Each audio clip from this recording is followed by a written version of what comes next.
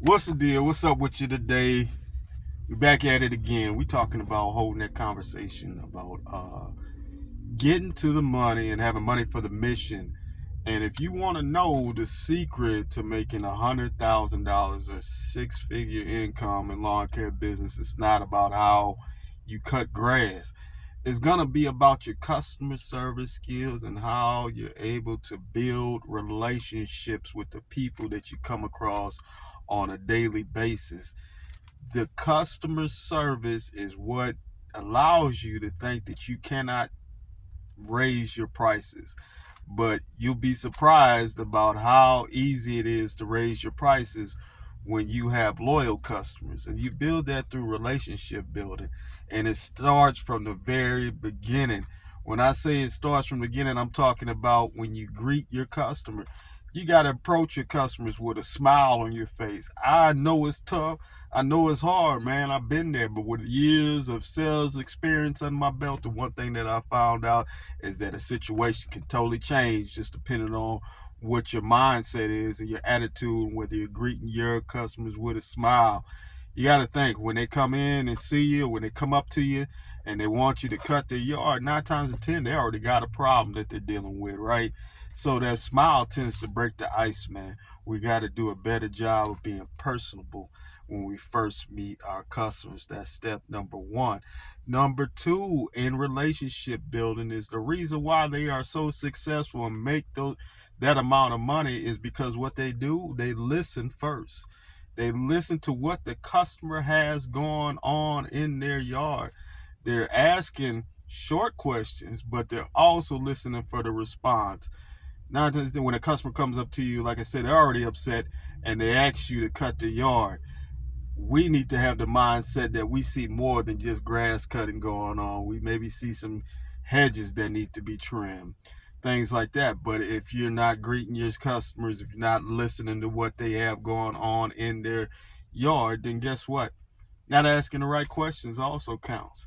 So you gotta listen to the details, and then once you've listened to the details, now it's your turn. When you're first introducing yourself, the conversation should go something like you're listening 80% of the time and talking 20. It's called an 80-20 conversation. And that's when we greet our customers when we first meet them, whether we're, going around and knocking on doors or whether they just walked up to us while we were out, handling somebody's yard. So, again, greet with a smile, listen for the details and what is going on. One of the key questions you want to ask is what happened to the last guy? Why were they dissatisfied? Are they new to the area? Did the last guy not do something to make them, do something to make them upset? Those are all key things that we need to check out when we're introducing ourselves to a customer. That's why the relationship builder is so key. The relationship builder starts off with building a relationship. And that's the most important thing. You got to build a relationship, introduce yourself, your name of your business, what it is that you specialize in. Again, once we got all the issues that the customer has, so we got to come up with the right solution. Got to come up with the right solution. And I know it may be kind of tough just on the fly and on the go, but that's where it comes in to make sure that we have the proper pricing set for what we think we should be. Our bundles need to be together, which we've discussed previously. So if you find yourself out there and you are building relationships and you're networking a lot, then you're going to be a relationship builder. And it's easier for a relationship builder to be able to make six figures because of the fact that they've already built that relationship. The customers have that trust, and so they're able to charge a little bit more for the service. They already got their bundles together, so they already able to work that. They're a little bit more experienced because they've had the time to build the relationship. So you may see some of the older guys that are well known around your neighborhood out there taking care of people's yard and cutting grass, and that's the key to it, is that they've already established those relationships over time, and now they're able to get out there and work the process. A relationship builder, as far as being a business owner, is also going to be key when you're getting into government contracting. Government contracting can be really lucrative if you've built the proper relationships with the people that count.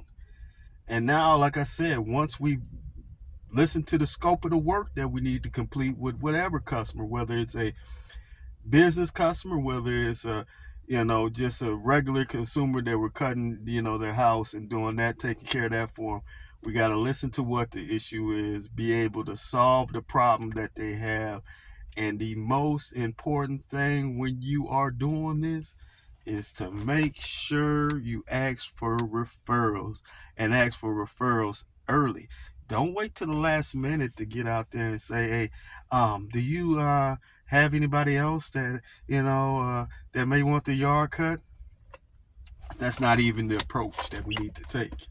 When we've finished the deal and we've said that yeah, we're gonna go ahead and get you taken care of, and that's a perfect time. Look, while I'm cutting this yard, could you do me a favor and see if there's a few people that you may know that may be interested in getting the same quality service you're getting in their yard? Guess what? Those customers are gonna be thinking the whole time you cut the yard. When you're done and it's time to get paid, guess what? We need to follow back up on those referrals. Probably have 3 business cards for the customer that you're dealing with, and tell them, hey, can you give this out to your friends and family, just to make sure that they got all their bases covered and that they're taken care of just the way you are. And that's how you get the referrals and people, by asking for them. You got to ask for referrals early. You can't be late to the game and want people to, be able to trust you and do everything that it requires for them to send you over to somebody else's house or even recommend this person. So if you don't have a personality, if you're not out there trying to smile when you meet your customers, meet and greet your customers, and a pleasant attitude is really going to be the way to money when you're working in lawn care. If you got a good attitude and you're not out there trying to mess over your customers, guys, one of the things about building relationships is, you notice with anything, if your own relationships that you have, how many times have you taken a loss? You're going to take a loss in a relationship. It's supposed to be a 50-50 thing, but a lot of times with customers, you're going to take a loss, especially early, till they begin to trust you. So if you're making those mistakes by not greeting them early, by not smiling when you meet them, by not listening to, paying attention to detail, that's where you're going to miss out on the money, and you're going to lose money that way because you hadn't built the proper relationship with the customer. If your first time impressions are going to be the biggest thing you're going to cross and biggest issue you're going to have as a relationship builder. Relationship builder is going to be a little different than a hustler. Going to be a little bit different than the craftsman. He's going to be a little bit different than the non-believers who need to believe. So find what category you're in as far as trying to get to the money in 2025 and setting yourself to be in a good position to get to the money and having money for the mission in 2025. Yes, we'll check you out in the next one. Let's go.